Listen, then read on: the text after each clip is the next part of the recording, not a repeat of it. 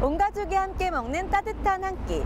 여러분은 얼마나 자주 가족들과 밥상 앞에 모이시나요? 밥상은 소통의 공간, 교육의 공간, 그리고 행복의 공간이라고 할 수 있습니다. 특히 아이들에게 식습관은 상상력과 창의력의 성장 여부와 깊은 관련이 있다고 하는데요. 똑똑해지는 밥상머리 교육, 그리고 건강한 식습관의 모든 것을 제가 오늘 확실히 알아보도록 하겠습니다.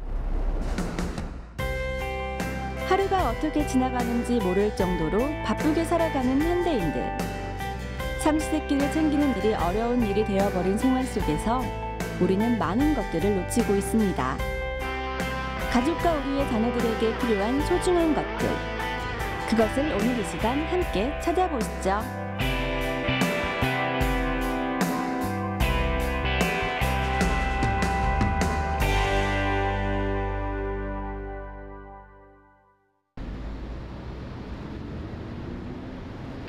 식생활 교육의 모든 것, 전국의 관련 교육기관들이 한자리에 모였습니다. 2013 식생활교육 박람회, 농림축산식품부가 주최하고 식생활교육 국민 네트워크가 주관하는 본 박람회는 미래를 이끌어갈 아이들의 바른 식문화를 구현하고자 체험 행사를 준비했다고 하는데요. 건강한 밥상은 어떻게 만들어지는지 눈으로 보고 먹고 만져보며 오감으로 식생활 속에 깃든 과학 원리를 체험할 수 있다고 합니다. 올해 주제는 행복한 밥상 식생활 교육으로 주제를 설정해서 온 국민들이 식생활 교육에 대한 인식을 확산하고 특히 어린이 청소년들을 중심으로 한 체험 활동을 통해서 생각을 달리할 수 있도록 발전할 수 있도록 하기 위한 행사라고 보면 됩니다. 식생활 교육 박람회의 다양한 테마 체험들을 살펴볼까요? 밥상 위에 올라가는 모든 식재료는 자연에서 찾을 수 있죠. 밥상 교육의 기본은 바로 살아 숨쉬는 자연의 흐름을 이해하는 것입니다. 이곳은 식재료의 생산지와 생산 과정을 이해할 수 있는 곳이라고 해요. 저쪽에 아이들이 모여 있거든요. 저도 한번 가봐야겠어요.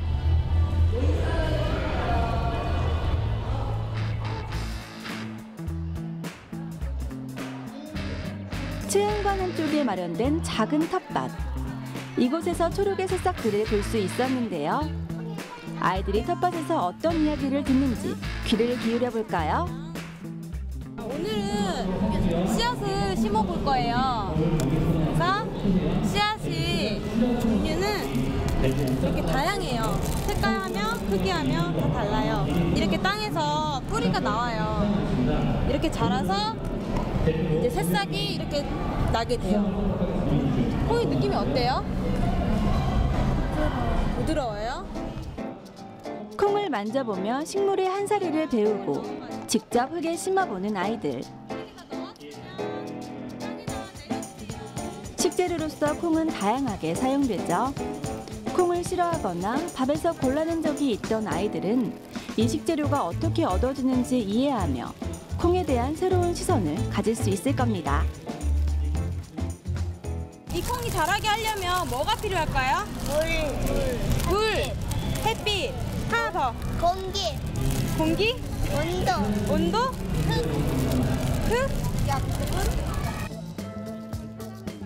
식재료는 공장에서 찍어내듯 뚝딱 만들어지는 것이 아니라 작은 씨앗이 열매를 맺기까지 자연의 생명력과 키우는 사람의 정성으로 키워내 얻을 수 있는 소중한 결실이라는 사실. 이렇게 아이들은 조금씩 식재료의 가치를 이해합니다. 씨앗을 보니까 빨리 키우고 싶기도 하고요. 그리고 아까 전에 씨앗이 자라는 거 봤는데 되게 신기했어요. 조금 물에 불어있는 것 같기도 해서 뭔가 안에 뭔가 막 들어있는 듯한 느낌이 들었고 좀 막 다루면 안 되고 살짝 조심히 다뤄야 될 것 같은 느낌이 들었어요. 또 다른 체험 부스를 찾았습니다. 벽면을 가득 채운 채소 그림들. 이곳은 우리가 평소 먹는 채소의 종류와 그동안 몰랐던 채소의 이름을 배울 수 있는 곳이라고 하는데요. 벽면을 둘러보다 발견한 낯선 이름, 남새와 푸새. 아무리 생각해도 그 이름에 맞는 채소의 이미지가 떠오르지 않았는데요. 과연 정체가 무엇일까요? 이곳에서 남새와 푸새를 배울 수 있다고 하던데요. 네네. 남새와 푸새는 어떤 의미죠? 굉장히 재밌는 말이죠. 남새와 푸새는 우리 옛말이에요. 남새는 들이나 밭에서 키운 나무를 의미하고요. 푸새는 산이나 들에서 직접 채취할 수 있는 풀을 의미합니다. 우리의 밥상 위에 올라오는 채소들. 각종 비타민과 무기질이 풍부한 채소는 남새와 푸새, 즉 사람이 밭에서 키워내는 것과 산과 들에서 자연적으로 자라는 것으로 나눌 수 있습니다. 남새인 재배나물의 종류로는 시금치, 우엉, 봄동, 보리순 등이 있고요. 푸새인 산나물의 종류는 고사리, 곰치, 두릅, 취나물 등이 있습니다. 육류 위주로 변해가고 있는 현대인의 식단에서 채소는 꼭 필요한 요소인데요. 이번에 배운 남새와 푸새를 골고루 먹어야 건강을 챙길 수 있겠죠. 이번엔 한국인의 밥상에 꼭 필요한 식재료, 쌀에 대해 알아볼까요? 벼의 열매, 벽시의 겉껍질을 벗겨내면 현미가 나타납니다. 우리가 알고 있는 하얀 쌀은 현미를 도정한 것인데요. 현미의 피부를 9번 깎아낸 것이 9분도미, 5번 깎아낸 것을 5분도미라고 합니다.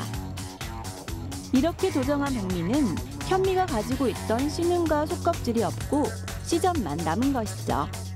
그렇다면 백미와 현미는 구조 외에 어떤 차이가 있을까요? 아이들이 직접 두 쌀의 맛을 비교해봤습니다. 집에서 먹는 하얀 쌀밥이랑 여기서 먹은 현미밥이랑 어떤 게 더 맛있어요? 현미요. 왜 현미가 더 맛있어요? 고소하고 맛있어요. 이렇게 하면 안 되는 거야. 맛있어요. 현미밥이 더 달아요. 아이들이 하도 맛있다길래 저도 안 먹어볼 수 없었는데요. 현미밥은 꼭꼭 씹어 먹는 것이 중요하다고 하더라고요. 현미밥은요, 일반 백미보다 도정이 덜 된 상태여서 꼭꼭 씹어 먹어야 쌀겨와 쌀눈에 있는 영양소가 충분히 섭취될 수 있대요. 지금까지 식재료에 대한 이야기를 해봤다면 이번엔 맛을 찾아가 보겠습니다. 자연 고유의 맛. 우리는 그것을 잊고 사는 경우가 많은데요. 식재료의 맛 이야기를 한번 들어볼까요? 맛은 어디서 오나요? 맛은 어디서 오나? 우리 그 일반적으로 집에서 먹는 음식은 맛있다, 맛없다만 얘기하잖아요. 이거 되게 맛있다, 감칠맛 난다 이렇게만 표현을 하는데 그런 맛들은 어디서 오는 건지. 우리가 먹는 음식들은 되게 그 화학 제품으로 많이 만드는 게 많잖아요. 뭐 MSG라든가 이런 것들. 근데 그런 맛들을 내는 것은 사실 전통적으로 만들 때는 우리 선조들이 썼을 때는 이런 걸 썼다는 거죠. 조청은 뭘로 만들어요? 시험과 학생. 설탕, 쌀. 이거 엿기름은 보리로 만드는 거예요. 그래서 여기에 들어있는 성분 중에 뇌를 춤추게 한다고 하는 레시틴이라는 게 들어있어요. 보리에 물을 붓고 싹을 내어 말린 엿기름. 엿기름은 예부터 지금까지 엿이나 식혜를 만들 때 사용해 오고 있는데요. 이것을 많이 졸이면 달콤한 조청이 됩니다. 맛있는데요? 좋아하잖아, 당근. 식재료에서 나오는 다양하고도 진한 맛에 표정이 시시각각 변하는데요. 지금 맛보는 자연의 오미.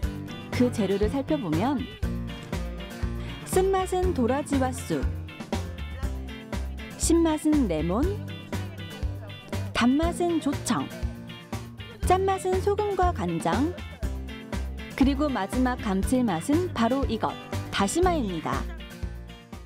감칠맛을 내기 위해서 쓰는 건데 감칠맛을 확인하기 위해 다시마 우린물을 먹어봤는데요. 약간 뭐 밍밍하고 그런 느낌이 들죠? 네. 자, 이거 먹어보세요. 이게 이건 좀 짭조름하니. 식욕을 돋우는 좋은 맛이라는 의미의 감칠맛은 한 가지 재료만으로 만들어지는 게 아니었는데요. 다시마 우린물에 간장을 조금 섞으니 진한 감칠맛을 느낄 수 있었습니다. 매운맛은 맛이 아니에요. 그거는 자극을 시키는 맛이지 그거는 맛으로 되는 건 아니에요. 아셨죠? 네. 수고하셨습니다. 감사합니다. 조청이 엿기름으로 만들어지는 것을 새로 알았고 엿기름이 보리로 만들어지는 것도 새로 알아서 되게 좋은 경험이었습니다. 쑥이 여성한테 좋다고 그러는데 많이 먹어야겠어요. 아이들의 관심을 뜨겁게 받고 있는 또 다른 체험 부스를 찾았습니다. 책상 위에 수북히 쌓여있는 푸르스름한 것들. 자세히 살펴보니 그 정체는 먹기 좋게 잘라놓은 여러 가지 채소들이었는데요. 자극에 강한 음식에 길들여진 아이들은 채소와 별로 친해 보이진 않죠. 하지만 이곳에선 채소와 친해지는 방법을 찾을 수 있다고 합니다. 요 종이가 가리키는 데만큼 눈이 와야 되거든. 자신이 먹고 싶은 채소들을 골라 저울 위에 올려놓는 아이들. 저울의 눈금이 움직이는 것을 보며 표시된 부분까지 채소를 올려야 하는데요. 아이들의 채소 하루 권장량 200g을 눈으로 확인한 친구들은 건강을 위해 이만큼의 채소를 먹어야 하고 그만큼 채소가 밥상 위에 중요한 식재료임을 알 수 있습니다. 이 야채 중에 뭐가 제일 먹고 싶어? 채소의 중요성을 알고 나니 먹지 않을 수가 없겠죠. 아이들은 스스로 고른 채소를 꺼리지 않고 입에 쏙 넣습니다. 어때? 당근 맛있어? 난 파프리카? 파프리카 먹을 수 있을까? 이거요 먹고 도전? 도전. 당근 먹고 나셔. 다 먹고 나서 채소에 대한 인식이 바뀌었으니 우리 친구들의 식습관도 조금씩 달라지겠죠. 무심코 먹던 밥상 위의 식재료들을 재발견할 수 있는 체험들. 아이들은 보고 느끼고 먹어보며 배움을 얻습니다. 그리고 그 속에 녹아있는 과학 정보도 자연스럽게 이해할 수 있을 텐데요. 아는 만큼 보며 그만큼 생활의 변화를 일으킬 수 있는 힘은 이렇게 조금씩 생겨나는 것이겠죠.